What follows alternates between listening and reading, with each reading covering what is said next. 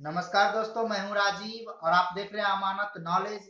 दोस्तों, हम जानकारी प्राप्त करेंगे कि सरकारी अमीन से जमीन पैमाइश के लिए सरकारी अमीन को कैसे आमंत्रित करें। तो दोस्तों, इसकी जानकारी आज हम प्राप्त करेंगे और जानकारी प्राप्त करने से पहले आप हमारे चैनल पर नए हैं तो चैनल को सब्सक्राइब कर लीजिए और बेल आइकन प्रेस कर दीजिए। चलिए आगे जानकारी प्राप्त करते हैं।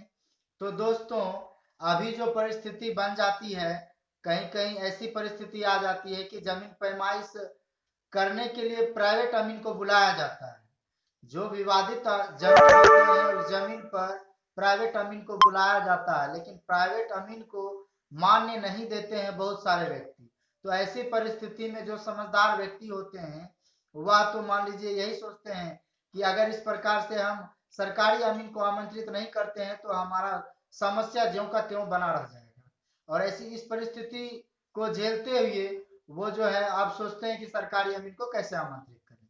तो इसके लिए दोस्तों, आप सर्वप्रथम आप जिस जमीन की पैमाइश करवाना चाह रहे हैं सरकारी अमीन से, उसका कागजात आपके पास एकदम सुदृढ़ होना चाहिए। ठीक है। और फिर उस कागजात का जेरोक्स लेकर और एक आवेदन आप लिखेंगे अंचलाधिकारी के नाम से, जिसमें विषय होगा सरकारी अमीन के द्वारा जमीन पैमाइश के संबंध में। तो ये विषय आप लिखेंगे और इस तरह से जो है आप जब आवेदन देंगे तो फिर कुछ दिनों तक इंतजार करना पड़ेगा, क्योंकि अंचल में बहुत सारे काम होते हैं। तो कुछ दिनों का इंतजार होगा, उसके बाद जब आपका नंबर आएगा तो आपको आमंत्रित किया जाएगा।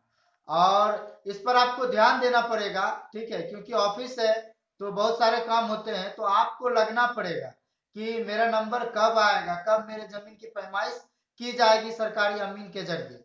तो इस तरह से आप जब आवेदन देंगे अंचलाधिकारी के समक्ष, तभी जो है सरकारी अमीन आपके लिए हायर हो पाएगा। ठीक है, यानी आपके जमीन की पैमाइश के लिए वो आ पाएंगे। तो ये प्रक्रिया है, आप इस प्रक्रिया से अपनी जमीन की सरकारी अमीन से पैमाइश करवा सकते हैं। तो दोस्तों, उम्मीद करता हूं कि आप समझ गए होंगे। अगर समझ में आ गया तो वीडियो को लाइक शेयर करना ना भूलें। मिलते हैं नेक्स्ट वीडियो के साथ, तब तक के लिए अलविदा। थैंक्स।